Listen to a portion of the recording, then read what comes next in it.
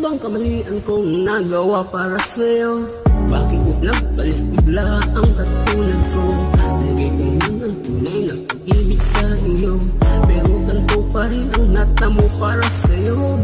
Aking mahal ka, pero iba na ang iyong minahal pa. Sobrang sakit ng mga say ganito talaga. Kapag nagmamahal na pagkatayan naman kasi mahal na mahal kita nung una, ngayon hindi na kasi wala na. Kaya bakit siya, di ako? May kulang